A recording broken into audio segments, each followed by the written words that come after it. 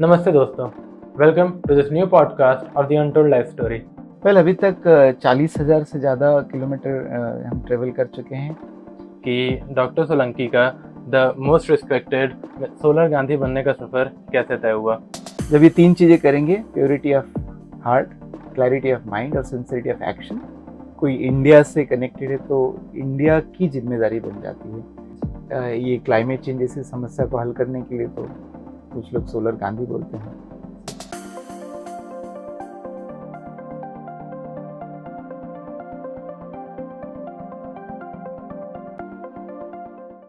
नमस्ते दोस्तों, welcome to this new podcast of the untold life story. मैं आप सभी का दोस्त और होस्ट सूर्यांश आप सबका इस नए पॉडकास्ट में तहे दिल से स्वागत करता हूं। आज का ये पॉडकास्ट जो कि हम लोग स्वतंत्रता दिवस के उपलक्ष्य में इंडिपेंडेंस डे के मौके पर रिलीज़ कर रहे हैं, उस पॉडकास्ट में हम आप लोगों को एक बहुत ही स्पेशल गेस्ट से मिलवाना चाहेंगे। एक ऐसा गेस्ट जो हम सबके दिल के बहुत करीब है, पूरी अनटोल्ड लाइफ स्टोरी टीम के दिल के बहुत करीब है। एक ऐसे शख्स जो कि गांधी जी के सिद्धांतों पे चलते हैं।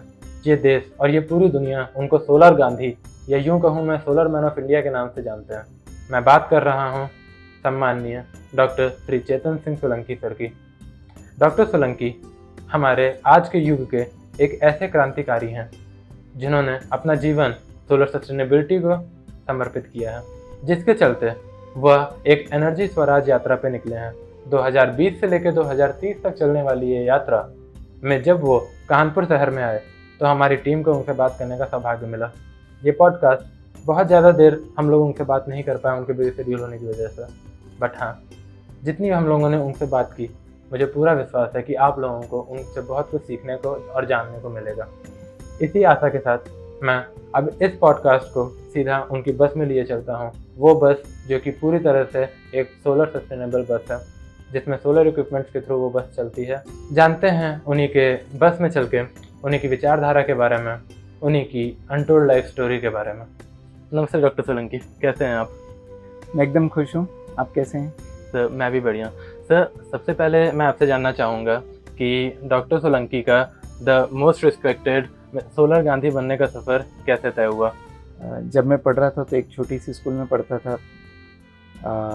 मुझे पिताजी ने शहर में पढ़ने के लिए भेजा और फिर इंजीनियरिंग की पढ़ाई की, आईआईटी बॉम्बे आया। तो इस दौरान एक तो ये लगता था कि जब मैंने 12वीं पास की तो मैं अपने गांव का सबसे ज़्यादा एजुकेटेड पर्सन हो गया था। और मुझे हमेशा फील होता था कि जब मैं ये कर सकता हूँ, मैं पढ़ाई कर सकता हूँ, तो बाकी सब लोग भी कर सकते हैं।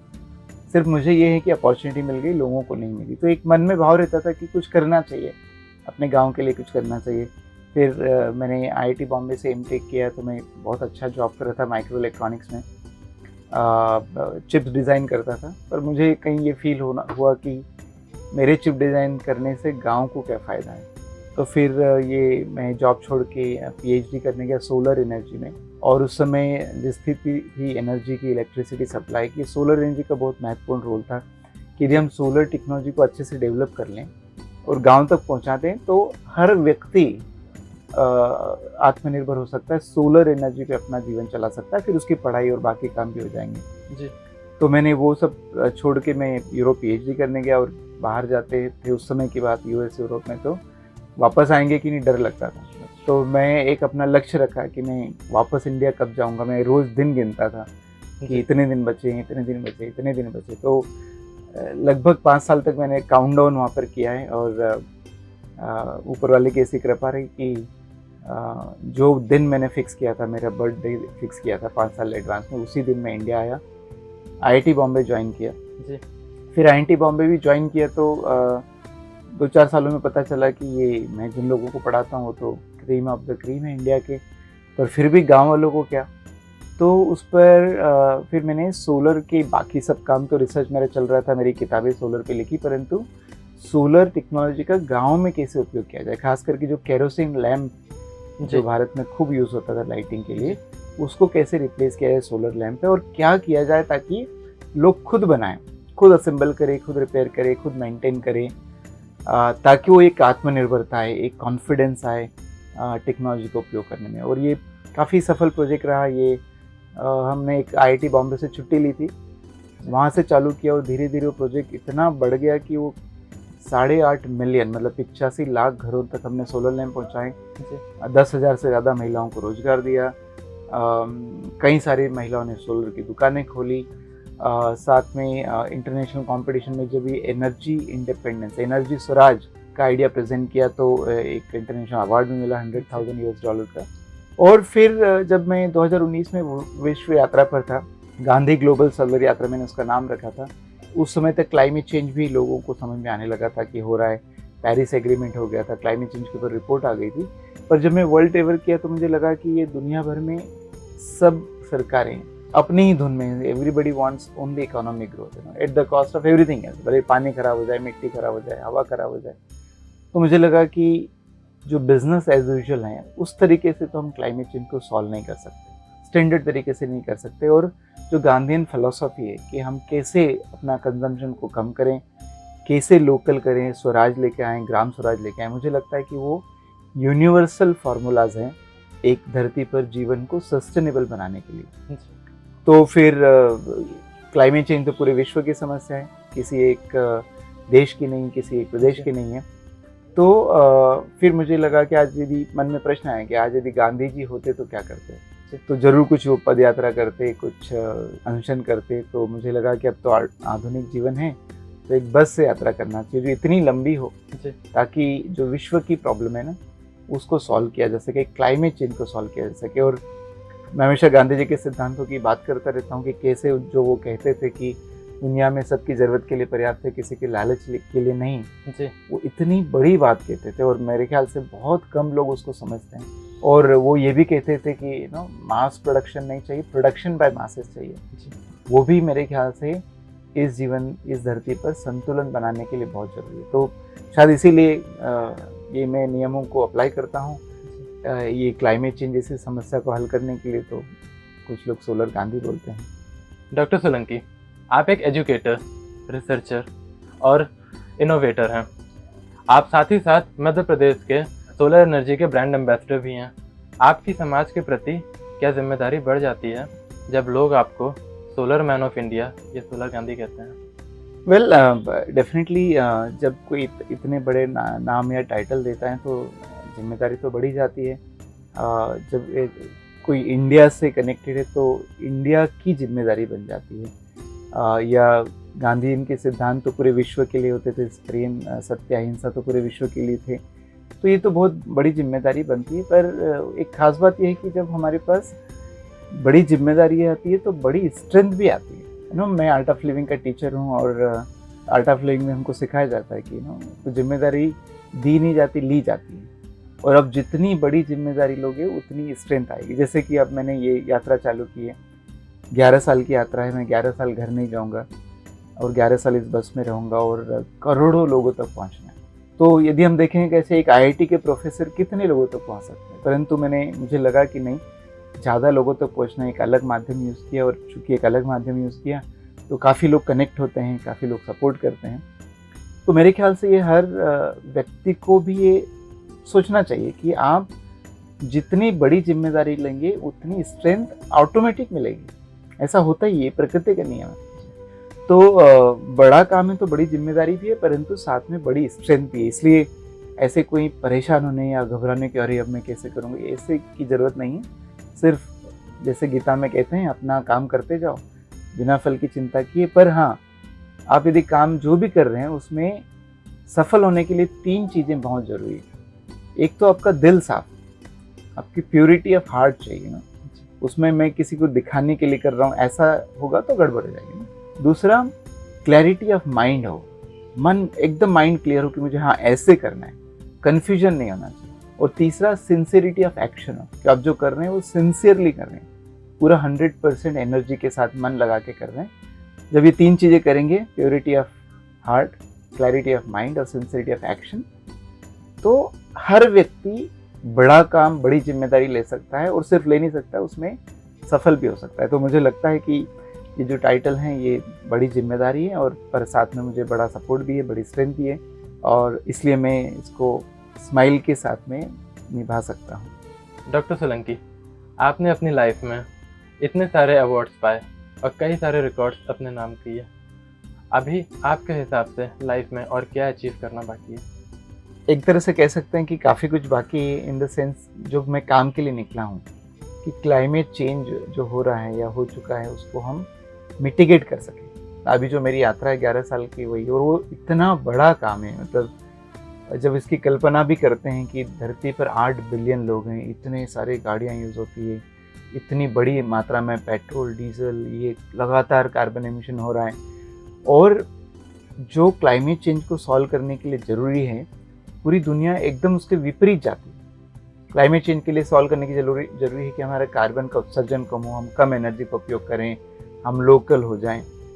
और दूसरी तरफ देखेंगे तो हमारा जो मॉडल होता है इकोनॉमिक मॉडल ग्रोथ का, उसमें ज़्यादा प्रोडक्शन करें, ज़्यादा कंजम्पशन करें, ज़्यादा एनर्जी का उपयोग करें। तो ये तो जो रिक्वायरमेंट है क्लाइमेट चेंज की समस्या को हल करने के लिए एकदम उसके विपरीत है।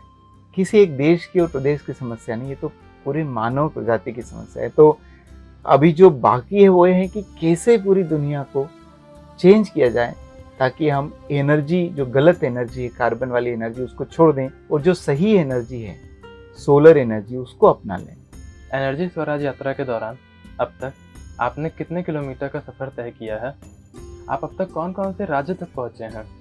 और ये यात्रा आपके इस क्लाइमेट चेंज के उद्देश्य को पूरा करने में, आपके इस महान उद्देश्य को पूरा करने में किस तरह से आपकी सहायता कर रही है? वेल, अभी तक 40,000 से ज़्यादा किलोमीटर हम ट्रेवल कर चुके हैं, और नॉर्थ ईस्ट को छोड़ के सभी राज्यों में यात्रा एक बार जा चुकी है।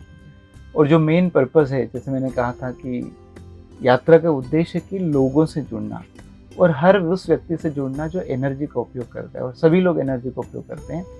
तो उस तरीके से देखा जाए तो यात्रा काफ़ी मदद कर रही है। जब ये जो मेरी बस है एनर्जी स्वराज यात्रा बस, ये अपने आप में एक अट्रैक्शन है। ये जो मेरा घर है जिसमें मैं रहता हूँ, सोता हूँ, खाना पीना होता है, ये भी अट्रैक्शन है। तो एक लोगों को एंकर करने के लिए कुछ चाहिए होता है। जैसे गांधी जी के ज़माने में गांधी जी का चरखा एक सिंबल था, ठीक उसी तरह से यदि हमें करोड़ों लोगों को ऑनबोर्ड करना है, इस क्लाइमेट चेंज को सॉल्व करने में एक साथ जोड़ना है, तो ऐसा कोई माध्यम चाहिए जिससे सब लोग एंकर हो सके, और वो एनर्जी स्वराज यात्रा और यात्रा की ये बस उसका एंकर है। तो ये जो मेरा संकल्प है 11 साल घर नहीं जाना और इस बस में रहना, मेरे ख्याल से अभी तक जो प्रगति हुई उससे लगता है कि ये अपना काम कर रही है। आज के समय में अगर हम सही से कहें कि climate is not changing, climate is changed, और इसको चेंज करने में प्रकृति से ज़्यादा इंसानों की भूमिका है। इसके बारे में आप क्या कहना चाहेंगे? Well, first of all you are absolutely right, climate is not changing, it has already change. हम सब फील कर सकते हैं कि क्लाइमेट चेंज हो चुका है। आपको किसी प्रोफेसर या किसी साइंटिस्ट की ज़रूरत नहीं है बताने के लिए कि क्लाइमेट चेंज हो चुका है। और मैं भी लोगों से पूछता रहता हूँ, तो यहाँ तक कि यंग बच्चा भी फील कर सकता है कि हाँ, कुछ तो चेंज हो चुका है। और इसमें प्रकृति के तो बिल्कुल भी हाथ नहीं है, सारा इंसानों का किरदार है, क्योंकि हम सब एनर्जी का उपयोग करते हैं, और ख़ास करके carbon based energy, petrol, diesel, LPG, CNG, coal, ये सब का यूज़ करते हैं। तो ये कार्बन बेस्ड है, सबके बेस में कार्बन एटम है, और जब भी कार्बन को बर्न करते हैं, जलाते हैं, तो कार्बन डाइऑक्साइड एमिशन होता है। तो चाहे हम खाना बना रहे हों, या ट्रेवल कर रहे हों, या कोल बेस्ड इलेक्ट्रिसिटी का उपयोग कर रहे हों, फर्नीचर का उपयोग कर रहे हो, ब्रश कर रहे हो, कपड़े पहन रहे हो, ये सब के कारण कार्बन एमिशन होता है। तो देखा जाए तो जाने अनजाने हर व्यक्ति, चाहे वो छोटा हो, बड़ा हो, यंग हो, ओल्ड हो, गरीब हो, अमीर हो, अमेरिकन हो, अफ्रीकन हो, हर व्यक्ति क्लाइमेट चेंज के लिए जिम्मेदार है और क्लाइमेट चेंज में कंट्रीब्यूट करता है। तो हर वो व्यक्ति जो एनर्जी का उपयोग करता है वो क्लाइमेट चेंज करता है, और जाने अनजाने हम लोग मटेरियल के रूप में, एनर्जी के रूप में petrol, diesel, LPG, CNG, light, fan, कपड़े, ब्रश, फर्नीचर, ये सब का उपयोग करते हैं, तो क्लाइमेट चेंज करते हैं। तो हर व्यक्ति विश्व का क्लाइमेट चेंज का जिम्मेदार है। इसलिए मैं हमेशा कहता हूँ हर व्यक्ति को इसके सॉल्यूशन का भी हिस्सेदार बनना चाहिए। इसलिए एक जन आंदोलन होना चाहिए ताकि हम इसको ठीक कर सके। ये मात्र सरकारों के प्रयासों से ठीक नहीं हो सकता। सर, अगर सोलर एनर्जी की बात करें तो इस धरती का हर इंसान सोलर एनर्जी को कैसे अपने डे टू डे लाइफ में, अपने रोज़मर्रा की ज़िंदगी में यूज़ में ला सकता है, इसके बारे में कुछ बताइए। सबसे पहले तो हम ये समझ लें कि हम ऑलरेडी सोलर एनर्जी को बहुत यूज़ करते हैं। मैं लोगों से पूछता हूँ आपने सोलर एनर्जी का उपयोग किया क्या? बहुत कम लोग हाथ खड़े करते हैं। फिर मैं लोगों से पूछता हूँ अच्छा आप खाना खाते हो क्या, सांस लेते हो क्या, पानी पीते हो क्या? ये भी तो सोलर एनर्जी के रूप है ना। बिना सोलर एनर्जी के खाना पैदा नहीं हो सकता, फूड नहीं हो सकता, ऑक्सीजन पैदा नहीं हो सकता, पानी का चक्र नहीं चल सकता। तो हम ये जान ले कि we are already a big user of solar energy already. तो यदि मेरा लाइट सोलर पे चल जाए, पंखा सोलर पे चल जाए, खाना सोलर पे चल जाए, तो व्हाट्स अ बिग डील। हमने सोलर एनर्जी को उपयोग करना एक बड़ा काम बना लिया है, बट आई बिलीव नहीं, it has to be part of the normal life. ये सबसे आम काम होना चाहिए, हम सोलर एनर्जी का उपयोग करें। और मैंने सोलर में पीएचडी के इतना सरल है, इतना इजी है और इतना सस्ता भी हो गया है कि हर व्यक्ति अपने आप में सोलर पे जा सकता है। हमने एक प्रोग्राम लॉन्च किया, उसका नाम है एक कमरा सोलर का। यदि आप पूरा घर नहीं कर सकते तो एक कमरा करो, ट्राई करो कि बारिश में क्या होगा, ठंड में क्या होगा। लोगों को डाउट रहता है कि बारिश में बिजली पैदा होगी कि नहीं, जबकि मेरी बस में ऑलमोस्ट 3 साल होने आए, हमेशा बिजली रहती है, सोलर पे चलती है। तो ये जो गलतफहमी है वो भी दूर हो जाएगी। आप अपनी सोलर की जर्नी आज से अभी से छोटे काम से सोलर लैंप चालू करो, एक कमरा सोलर पे करो, ये कर सकते हैं। मेरे बहुत सारी ट्रेनिंग है, आप लोग ले सकते हैं फ्री में और उसको देख के अपना सोलर का सफ़र चालू कर सकते हैं। आपने इस पॉडकास्ट में बहुत बार गीता का उल्लेख किया। मैं आपसे ये जानना चाहूँगा कि आपके हिसाब से कर्म योग क्या है? हम सबको, चूँकि हम मनुष्य के शरीर में आए हैं तो कर्म करना पड़ेगा। श्वास लेना भी है, खाना भी खाना है, शरीर को कुछ हो जाए तो उसका ध्यान रखना है। तो जीवन चलाने के लिए कर्म तो करना पड़ेगा। और जब हम उस कर्म में इतने तल्लीन हो जाएं कि वही एक साधना का माध्यम बन जाए, तो वो कर्मयोग हो जाता है। जैसे कि ना मोक्ष के अलग अलग रास्ते बताएं। यदि हम कर्म को इतने भक्ति के रूप में करें, सेवा के रूप में करें और सिर्फ अपने जीने के लिए नहीं करें बल्कि मनुष्य के कल्याण के लिए करें, अपना 100% करें, तो मेरे ख्याल से वही कर्मयोग है। और उस माध्यम से भी हम अपने जीवन को बहुत ऊंचे स्तर तक उठा सकते हैं। तो ये थे डॉक्टर सोलंकी सर, जिनसे हमने अब तक बात की। आई होप सो कि आप सबको ये पॉडकास्ट बहुत पसंद आया होगा और इसी तरह के और पॉडकास्ट देखने के लिए प्लीज़ हमारे चैनल को सब्सक्राइब कीजिए। हमारे जितने भी सोशल मीडिया हैंडल्स अवेलेबल हैं, मेजर सोशल मीडिया हैंडल्स पे अनटोल्ड लाइफ स्टोरी के पेजेस अवेलेबल हैं, उस पेजेस पे जाइए, हमको फॉलो कीजिए ताकि कोई भी लेटेस्ट अपडेट, कोई भी लेटेस्ट न्यूज़, हमारे नए पॉडकास्ट, हमारे नए वीडियो से रिलेटेड कोई न्यूज़ जब आती है तो वो आप लोगों तक बहुत ही समय पर और पहुंच सके। आप सबका बहुत बहुत हम आभार प्रकट करते हैं कि आप लोग अनटोल्ड लाइफ स्टोरी को इतना प्यार देते हैं और हम चाहेंगे कि आप अपना भरोसा और अपना प्यार ऐसे ही बरकरार रखें। हम आपके लिए और अच्छे लोगों का पॉडकास्ट और वीडियो लाते रहेंगे। जय हिंद, जय भारत, नमस्ते।